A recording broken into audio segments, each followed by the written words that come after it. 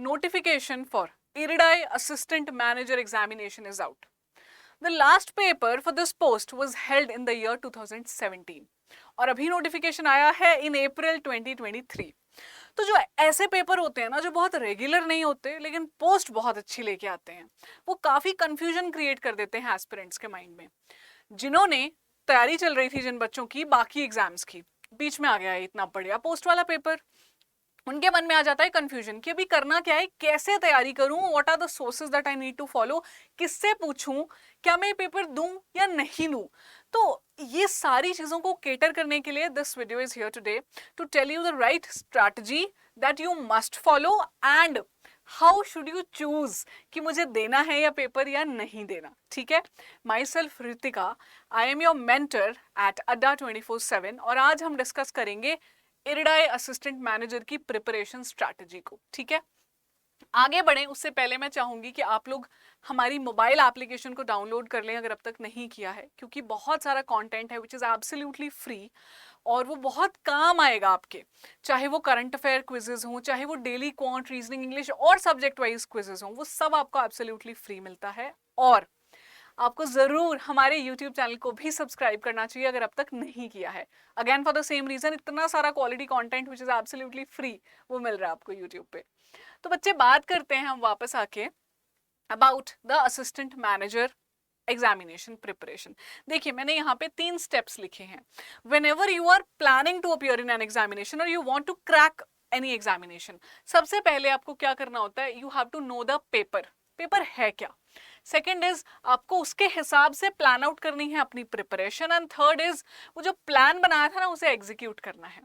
तो ये स्टेप्स मैं इसलिए बता रही हूं आपको because if you are confused कि मैं ये पेपर दूं या ना दूं, ये आपके काफी काम आएगा. पहला स्टेप तो आपको एनीहाउ करना ही पड़ेगा. देखिए पोस्ट बहुत बढ़िया है, असिस्टेंट मैनेजर की पोस्ट है. IRDAI एक रेगुलेटर है इंश्योरेंस सेक्टर का, तो ऑब्वियसली बहुत बढ़िया आप अच्छे पोस्ट पे जा रहे हैं सेंट्रल गवर्नमेंट में. जो सैलरी है वो 1 लाख प्लस है पर मंथ, तो सैलरी भी बहुत अच्छी है और ऑब्वियसली पर्क्स भी बहुत सारे होंगे. तो अच्छी खासी जो है अट्रैक्टिव जॉब है ये. पर सिर्फ जॉब अट्रैक्टिव है इसलिए आप पेपर देने नहीं जा सकते. कुछ चीजें हैं जो आपको करनी होंगी. जो सबसे पहला है, you have to know the paper.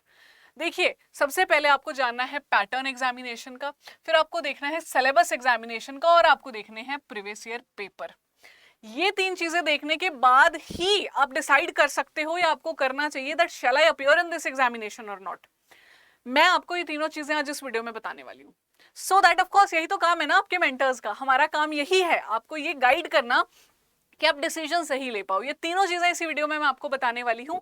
उसके बाद जब आप डिसाइड कर लेते हैं कि हाँ ये मुझे लग रहा है डुएबल है, मैं कर सकता हूँ या कर सकती हूँ इस एग्जामिनेशन की तैयारी along with the preparation of other exams, क्योंकि ऑफ कोर्स आप कोई ना कोई पेपर की तैयारी तो कर ही रहे हैं. ये वाला पेपर हर साल नहीं होता, लेकिन बाकी सारे पेपर्स आप बैंक की तैयारी कर रहे होगे, पीओ की, क्लरिकल की, किसी रेगुलेटरी बॉडी एग्जाम की जैसे कि RBI grade B, NABARD grade A या सेबी या सिडबी आपका इंटरव्यू चल रहा होगा, तो आप सोच रहे होगे इनका पेपर देने के लिए. लेकिन ये बीच में फिट होता दिख रहा है, डिसाइड कीजिएगा ये सब देखने के बाद ही. उसके बाद आपकी प्रिपरेशन की प्लानिंग चाहिए. जब आप ये देख लोगे ना, क्लैरिटी आपको काफी हद तक आ जाएगी. फिर मैं आपको सोर्सेज भी बता दूंगी. टाइम टेबल देखिए आपको खुद बनाना होगा कि मुझे कैसे उसको क्रैक करना है.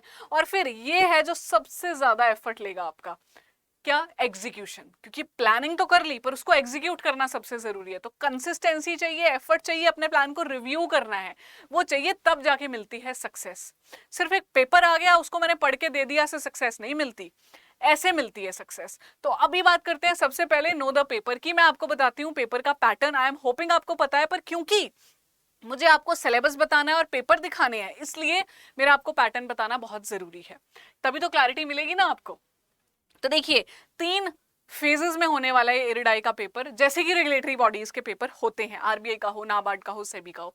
तो जो पहला फेज है, फेज 1, उसका पैटर्न क्या है, रीजनिंग आएगा, इंग्लिश आएगा, GA और क्वांट. तो ये जो किसी भी बैंक की एग्जामिनेशन की आप तैयारी कर रहे हो वहां पे ये आता ही है. ये जो आपके 4 सेक्शन है, 40 क्वेश्चंस ईच आएंगे, यानी 160 क्वेश्चंस है, 160 मार्क्स के, एंड टाइम मिलेगा आपको 90 मिनट्स, यानी कि 1.5 घंटे का समय मिल रहा है आपको. तो मैं आपको बहुत अच्छे से बता देती हूँ, इसका कोई डिफाइंड सिलेबस नहीं होता. ये आपको खुद ही प्रिपेयर करना होता है। कैसे? रीजनिंग, इंग्लिश और क्वांट एप्टीट्यूड आपके किसी भी बैंक जो आप पीओ की तैयारी कर रहे हैं उसके लेवल का आएगा। मैं ये कह सकती हूँ जो हमने देखा है पिछले साल का, जिन लोगों ने बच्चों ने पेपर दिया था उनसे जो बात की हमें पता चला है कि जो ये पेपर है इसकी जो वेटेज थी, weightage in terms of difficulty, वो कम थी as compare to bank PO. वो ज्यादा ही ऊपर होता है, ये कम होता है, लेकिन हम तो अच्छी तैयारी करके जाएंगे। तो देखिए रीजनिंग, इंग्लिश और क्वांट की आपकी बैंक की तैयारी जैसे आप कर रहे हैं वैसे ही करते रहिए, क्वेश्चन सॉल्व करते रहिए ज्यादा से ज्यादा इस टाइम लिमिट में कि 40 क्वेश्चंस हैं, 40 मार्क्स है, 90 मिनट्स में मुझे क्वेश्चन सॉल्व करने आने चाहिए। अब आता है जीए।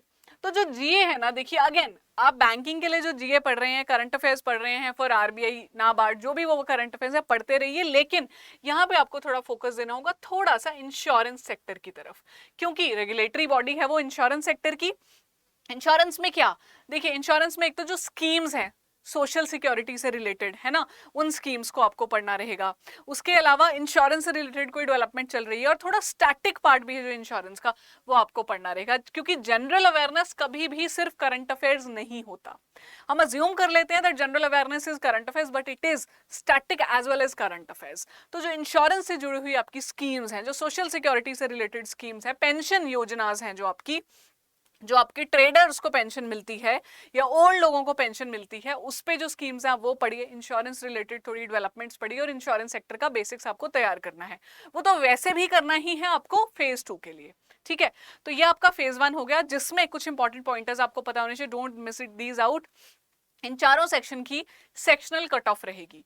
जो ये सेक्शनल कट ऑफ है चारों सेक्शन की, ये डिसाइड एडा करेगा कि कितनी होगी, लेकिन जो पिछली बार थी ना अराउंड 37.50% थी हर सेक्शन की, कि हर सेक्शन में 37% मार्क्स जो हर एक के सेक्शनल आपको चाहिए थे, और जो ओवरऑल कट ऑफ है वो सेपरेट होगी।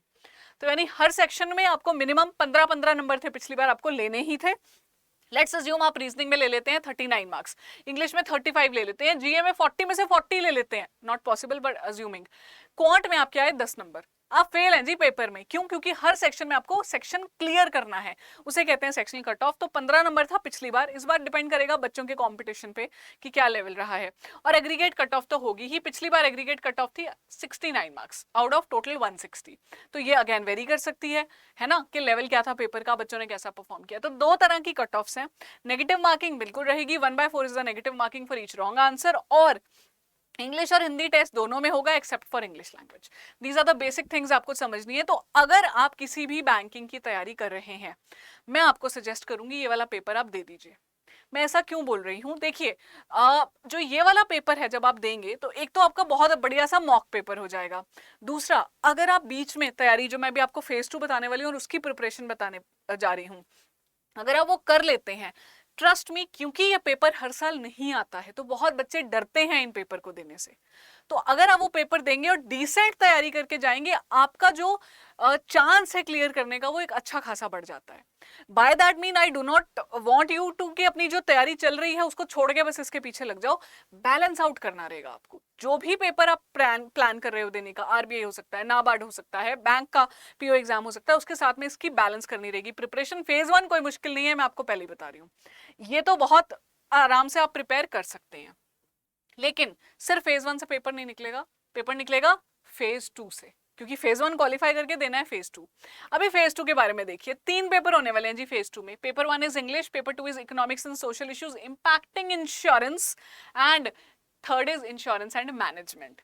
देखिए एक इंटरेस्टिंग चीज बिफोर आई मूव ऑन, जो ये पेपर होगा वो क्वेश्चन पेपर आएगा कंप्यूटर स्क्रीन पे आपके सामने, but you have to write the answers on a sheet of paper. तो एक तरह से आपको लिखने पेन पेपर मोड में है, पर क्वेश्चन पेपर नहीं है, सामने स्क्रीन पे है पेपर आपके। तो ये आपको रिटन टेस्ट देना है आंसर शीट पे। टेस्ट जो है इंग्लिश हिंदी दोनों में होगा एक्सेप्ट फॉर इंग्लिश लैंग्वेज। एक ये, दूसरा जो भी स्कोर आपका यहाँ आएगा वो बहुत इंपॉर्टेंट होने वाला है आपका किसमें, फाइनल सिलेक्शन में, क्योंकि ये वाला स्कोर और जो आपका इंटरव्यू का स्कोर है वही फाइनल सिलेक्शन आपको दिलाएगा। ठीक है, तो जो इंग्लिश का पेपर है 100 मार्क्स का है, ईएसआई का पेपर है 100 मार्क्स का, इंश्योरेंस मैनेजमेंट का 100 मार्क्स का, तीनों पेपर्स के लिए 1-1 आवर आपको ईच मिलेगा। कौन सा पेपर कब होगा ये अभी नहीं हमें पता, ये बाद में बताया जाएगा। एक चीज आपको यहाँ जाननी है, एनी अगेन कोई बैंकिंग की तैयारी कर रहे हो आप या रेगुलेटरी बॉडी की, तो इंग्लिश का पेपर तो कॉमन है जी, ये तो आप तैयारी करते ही हो। Economics and social issues RBI में भी आता है, नाबार्ड में भी आता है, पर यहाँ अलग क्या है, क्या ऐड हो गया, इंश्योरेंस सेक्टर। इंश्योरेंस पे ज्यादा फोकस दिया जा रहा है। मैं टाइप ऑफ क्वेश्चंस दिखाने वाली हूँ भी आपको, as I promise previous year questions, ताकि आपको समझ आए कैसे क्वेश्चंस आते हैं। और इंश्योरेंस एंड मैनेजमेंट में से तो जो मैनेजमेंट है ये पूरा ही आरबीआई वाला मैनेजमेंट है। तो अगर आप वो स्टूडेंट हैं जिन्होंने आरबीआई नाबार्ड की तैयारी की है तो 50% ये वाला पेपर आपके लिए सेम है ना, इंग्लिश सेम है और आपका ईएसआई वाला सेम रहेगा। आरबीआई की है तो मैनेजमेंट भी सेम रहेगा। ऑन दी अदर हैंड अगर आप एक बैंकिंग एस्पिरेंट हैं तो आपके लिए फेज 1 तो ठीक था और इंग्लिश भी ठीक है, ये दोनों सब्जेक्ट्स आपको न्यू करने हैं। ये आप ध्यान में रख के चलिएगा, तभी आप अपनी प्रिपरेशन प्लान कर पाओगे। अगर इनको मिस आउट कर दोगे तो फायदा नहीं है। तो सिर्फ फेज 1 मॉक समझ के जाना, क्योंकि क्लियर हो भी गया तो इसके पढ़े बिना तो आप पेपर नहीं निकाल सकते हैं। इसी पॉइंट पे मैं आपको बता देना चाहती हूँ डिटेल्ड सिलेबस। अच्छा, इंटरव्यू भी है, बिल्कुल सिलेबस से पहले इंटरव्यू मैंने यहाँ पे लिखा हुआ है। फेज 2 में जो शॉर्टलिस्ट किए जाएंगे वही इंटरव्यू के लिए बुलाए जाएंगे। फाइनल सिलेक्शन जो है वो कंबाइंड लिया जाएगा, फेज 2 का स्कोर और इंटरव्यू का। और वेटेज कितनी है, 85:15, 85% वेटेज मिलेगी आपके मार्क्स फेज 2 को और 15% मिलेगी इंटरव्यू को। दैट मीन्स फेज 2 बहुत इंपॉर्टेंट होने वाला है आपका। ठीक है जी, अभी आ जाओ फिर आपके सिलेबस पे। सबसे पहला पेपर है इंग्लिश का। तो देखिए 3 चीजें आने वाली आपके इंग्लिश के पेपर में जो उन्होंने मेंशन किया है, एसे, प्रेसी राइटिंग, कॉम्प्रिहेंशन या फिर बिजनेस ऑफिस कॉरेस्पॉन्डेंस। ये एक्चुअली लेटर रहता है, तो 100 मार्क्स का पेपर होता है। देखिए यूजुअली क्या रहता है कि यहाँ पे ऐसे आता होता है 40 नंबर का, यूजुअली जो पैटर्न होता है। प्रेसी आता है 30 नंबर का और बाकी 30 का आता है ये। तो या तो लेटर आ जाता है या कॉम्प्रिहेंशन आ जाता है। जो हमें पता चला है पिछले साल जो पिछली बार पेपर हुआ था तो वहां पे लेटर नहीं आया था, कॉम्प्रिहेंशन आया था। ये बिल्कुल वही है जो किसी भी आरबीआई या नाबार्ड के एग्जामिनेशन में आता है। ठीक है जी, तो इसकी तैयारी करने का क्या ऑब्जेक्टिव, कैसे करते हैं आप तैयारी, आप यूट्यूब पे वीडियोस देखते हैं, टॉपिक्स निकालते हैं और उनकी तैयारी करते हैं। ये कोई बहुत मुश्किल चीज नहीं है, आपको पैटर्न आना चाहिए समझ में कि अच्छा ऐसे लिखने का ये फॉर्मेट है। इंट्रोडक्शन होनी चाहिए, बॉडी होना चाहिए, कंक्लूजन होना चाहिए। प्रेसी राइटिंग का भी मेथड है कि कैसे मैंने समरी फॉर्म में चीजें लिखनी है एक पैराग्राफ को पढ़ के। कॉम्प्रिहेंशन तो ऑब्वियसली आप सॉल्व करेंगे ही। लेटर का भी एक फॉर्मेट होता है, फॉर्मल, इनफॉर्मल, कि ये कुछ एलिमेंट्स होते हैं एक लेटर के, कि ये डेट होनी चाहिए, वहां पे सैल्यूटेशन होना चाहिए, एंड में अपना नंबर होना चाहिए, इस तरह की चीजें। तो वो फॉर्मेट आप समझ लेंगे तो इंग्लिश मुश्किल नहीं है। लेकिन इंपॉर्टेंट सब्जेक्ट है ये economics and social issues including insurance. ये पूरा सिलेबस दिया हुआ है उन्होंने अपनी नोटिफिकेशन में, जो इरिडाई ने नोटिफिकेशन निकाली है उसके एंड में जाके ये पूरा सिलेबस दे रखा है। सिलेबस में देखिए काफी चीजें हैं जो मैंने रेड में हाईलाइट की है, ये इंपॉर्टेंट है और बेसिक्स ऑफ इकोनॉमिक्स है, कुछ इतना मुश्किल नहीं है। आप किसी पेपर के लिए भी पढ़ते हैं और पढ़ेंगे तो कहीं काम ही आएगा। जैसे इकोनॉमिक ग्रोथ, बिजनेस साइकिल, फिर उसके बाद इंश्योरेंस पेनिट्रेशन की चीज आ गई, यहाँ पे स्पेसिफिकली मेंशन किया है, financial market, financial institutions, financial services, economic reforms in India leading to insurance sector reforms, ये इंश्योरेंस स्पेसिफिक आ गया। फिर इरिडाई के रोल्स एंड फंक्शंस है।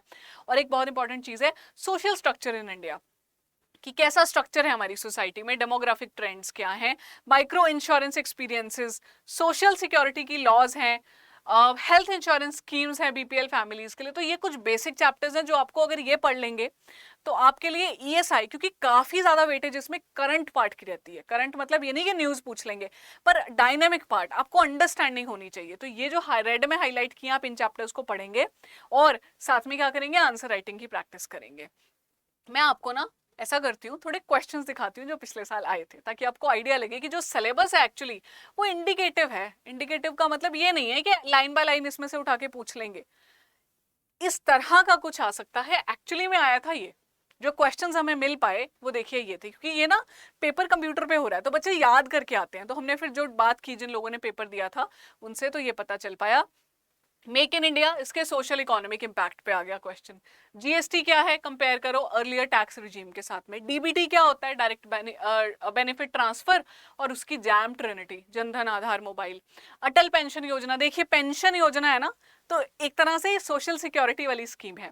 टैक्स बेनिफिट्स ऑफ पेंशन बताइए क्या है। इंश्योरेंस स्कीम्स, इनके क्या क्या टैक्स बेनिफिट्स होते हैं। तो ऐसे इंश्योरेंस। अच्छा, ऑल्दो 2 पार्ट्स में आया था पेपर, जिसमें से ऑप्शंस थी कि आपको जैसे 7 क्वेश्चंस दिए हैं, चूज करने हैं 5, इसमें भी 7 दिए हैं या 6 चूज करने हैं 4, ऐसे 2 सेट्स में। प्रधानमंत्री फसल बीमा योजना, फसल बीमा योजना क्या है, इंश्योरेंस ही तो है, crop insurance scheme. Role of SFBs in financial inclusion, है ना। फिर components of household savings. तो जो आपका ईएसआई वाला पार्ट है उसमें understanding of basic economics important है, understanding of basically insurance level, insurance sector का हमारी कंट्री में इंपॉर्टेंट है। उसके बाद स्कीम्स काफी इंपॉर्टेंट रहने वाली है, social security law, social security schemes important रहने वाली हैं। तो ये चीजें आपकी ईएसआई में, इकोनॉमिक्स का मतलब ये है यार, बेसिक इकोनॉमिक्स और सोशल इश्यूज, तो यही पढ़ना है आपको। अगर आप पूछोगे कि कोई एक बुक बता दो, तो कोई एक बुक नहीं है। मैं तो सजेस्ट करूंगी कि आप क्या कीजिए, अगर किसी कोर्स में एनरोल कर लें तो बेहतर है, आपका टाइम बच जाएगा, क्योंकि ये चीजें कहीं आपको एक किताब में नहीं मिलती हैं। और क्योंकि ये नोटिफिकेशन आई है अप्रैल में, तो हम एक्सपेक्ट कर रहे हैं ये जो पेपर होगा इसका फेज 1 कहीं जाके मई एंड में हो पाएगा, जिसका मतलब है कि उसके भी 1 महीने बाद जाके फेज 2 होगा। तो दैट मीन्स आपके पास लगभग 2 महीने का समय मिल रहा है इसको प्रिपेयर करने के लिए। ठीक है, तो 2 मंथ्स में आप कर सकते हो अगर आप प्लानिंग अच्छी करके चलते हो तो। ठीक है, अब आते हैं हम इंश्योरेंस एंड मैनेजमेंट पे। इंश्योरेंस और मैनेजमेंट का इन्होंने सिलेबस दिया, इंश्योरेंस अलग है जी, मैनेजमेंट अलग है। ठीक है, तो इंश्योरेंस का इन्होंने डिटेल्ड सिलेबस दिया हुआ है, मैनेजमेंट इज एग्जैक्टली सेम जो कि आपका आरबीआई वाला है, कुछ इसमें डिफरेंस नहीं है। लेकिन पहले मैं आपको दिखाती हूँ क्वेश्चंस, ताकि अंडरस्टैंडिंग ये बन पाए कि सिलेबस और क्वेश्चंस को हम कैसे रिलेट कर सकते हैं, क्योंकि वरना डर जाओगे। If I don't like you know show you the questions, तो आप सिलेबस देख के डर सकते हो। पहले क्वेश्चंस देखते हैं फिर सिलेबस देखते हैं। तो क्वेश्चंस में देखो क्या था, what is insurance density, what is the role of brokers and banks in insurance and intermediaries, what is concentration risk. क्या पता चल रहा है इससे, करंट अफेयर्स नहीं है, स्कीम्स नहीं है, क्या पूछ रहे हैं, सीधा ही आपसे स्टैटिक पार्ट पूछा जा रहा है। जो आपका मैनेजमेंट वाला है वहां से आया था, अलग अलग पेपर है, मतलब सेट अलग बना दिया, इंश्योरेंस का ये, मैनेजमेंट का ये, है ना। तो देखिए जो मैनेजमेंट में था, leadership strategy, various styles of leadership बताइए, टीम बिल्डिंग प्रोसेसेस बताइए, इंपॉर्टेंस ऑफ बिजनेस एथिक्स बताइए। तो ये हो गए 2 अलग अलग सेट। इनसे हमें ये पता चल रहा है कि इंश्योरेंस मैनेजमेंट बेसिक है, उसको आपको अच्छे से पढ़ के जाना है, और करंट अफेयर्स का इतना टेंशन उसमें नहीं रहने वाला है आपका। अब दिखाती हूँ मैं आपको सिलेबस, ताकि टेंशन हो जाए थोड़ी कम। इंश्योरेंस की हिस्ट्री देखनी है, प्रिंसिपल्स ऑफ इंश्योरेंस क्या है, फिर legal foundations of insurance, basics in group health insurance, functions performed by insurers, तो सारा कुछ है ही इंश्योरेंस से रिलेटेड आपका। ठीक है जी, तो ये था आपका मैनेजमेंट वाला पार्ट। इंश्योरेंस के बाद में मैनेजमेंट प्रोसेसेस क्या है, प्लानिंग, ऑर्गेनाइजेशन, स्टाफिंग, ये बिल्कुल एग्जैक्टली वही है जो आरबीआई में आता है। ठीक है, अगर आप वो तैयारी कर रहे हो तो ये आपके एज इट इज काम आने वाला है। HRD, human resource development, motivation, moral, incentives, communication, role of IT, corporate governance, ये सब। लेकिन अगेन ये हमने किस बेसिस पे करना है, प्रीवियस ईयर क्वेश्चंस के बेसिस पे। पेपर 1 ही साल का अवेलेबल है, जिसके क्वेश्चंस मैंने आपको दिखाए, पर उसके अराउंड तो हम चीजें प्रिपेयर कर सकते हैं ना, वही हम करेंगे। ठीक है, तो अभी क्या करना है, आपने क्या समझा, जो भी आपने ये पूरा देखा प्लान, कि हमारा फेज 1 है, जिसमें हमने देखा आ रहा है क्वांट, रीजनिंग, इंग्लिश और जीए, राइट। और दूसरा चल रहा है हमारा फेज 2। फेज 1 हम एक्सपेक्ट कर रहे हैं मई एंड में जाके आराम से, नहीं तो जून फर्स्ट वीक भी हो सकता है, बिकॉज 10th ऑफ मई तक तो एप्लीकेशंस ही ओपन है, तो या तो एंड ऑफ मई या जून में जाके आएगा। तो मई में जाके आएगा आपका फेज 1, और साथ में आपको साथ में अभी से करनी है फेज 2 की तैयारी। आप अभी से करोगे तभी पेपर निकाल पाओगे, अगर सीरियसली ये पेपर देना है तो। इसमें हमने क्या देखा, इंग्लिश आएगा, इंश्योरेंस मैनेजमेंट आएगा, ईएसआई आएगा। आपको अभी जब ये तो आप डेली करिए, देखिए QRE GA you'll have to prepare on a daily basis, 4 to 5 hours आपको देने रहेंगे, and I'm assuming ये आपके और पेपर्स में भी काम आएगा, but along with that pick up 2 or 3 hours for at least insurance management या ESI। आप इंग्लिश को भी छोड़ सकते हैं, जब आपका फेज 1 हो जाएगा आप इंग्लिश तब प्रिपेयर कीजिएगा। आपके पास 2 सब्जेक्ट्स है अपार्ट फ्रॉम QRE GA जो आपको करना है, इंश्योरेंस मैनेजमेंट और ESI। इनको आप डेली के 2-3 घंटे देते चलिए, और साथ में अपने दूसरे एग्जाम की भी तैयारी करते रहिए। ये है सही तरीका इस पेपर की प्रिपरेशन का, क्योंकि मैं कभी नहीं सजेस्ट करूंगी आप सब कुछ छोड़ छाड़ के इस पेपर के पीछे पड़ जाइए। बाकी एग्जाम्स अपने ओपन रखिए, ठीक है, क्योंकि जो वैकेंसीज हैं वो बहुत बम्पर नहीं है यहाँ पे, है ना। 20 जो वैकेंसीज हैं वो अनरिजर्व के लिए देखा जाए तो हैं, ठीक है, जनरलिस्ट के लिए। तो ये था जी आपका प्रिपरेशन प्लान। आपको अब करना क्या है, रिसोर्सेज आइडेंटिफाई करने हैं। पहले तो क्लैरिटी लानी है कि क्या मुझे पेपर देना है, उसके बाद करने हैं रिसोर्सेज आइडेंटिफाई, विच मीन्स मेरी जेन्युइन सजेशन है कि rather than finding out different books, आप कोई भी आपको कोर्स अच्छा लगता है आप उनको देखिए, चाहे वो हमारा कोर्स हो सकता है या कोई भी जो कोर्स अवेलेबल है, आप उसमें एनरोल कर लीजिए। आपका बहुत सारा समय बच जाएगा और आप फोकस कर पाएंगे अपनी यूनिडायरेक्शनल तैयारी पे जो सामने देख के होगी। ठीक है, तो that's it from my and. I really hope you found the video useful. अगर आपको वीडियो यूजफुल लगा है तो आप जरूर सब्सक्राइब करके जाइएगा। And if you want to buy the course, अगर आपको कोई भी कोर्स बाय करना है तो आपको क्या करना रहेगा, मैक्सिमम डिस्काउंट अवेल करना रहेगा। और उसके लिए आप क्या यूज करेंगे, Y754, ये कूपन कोड है, ये मैं आपको बता देती हूँ कि अगर आप इस कूपन कोड को यूज करेंगे तो you will be able to avail the maximum discount. ठीक है, that's it, thank you so much, I wish you all the best.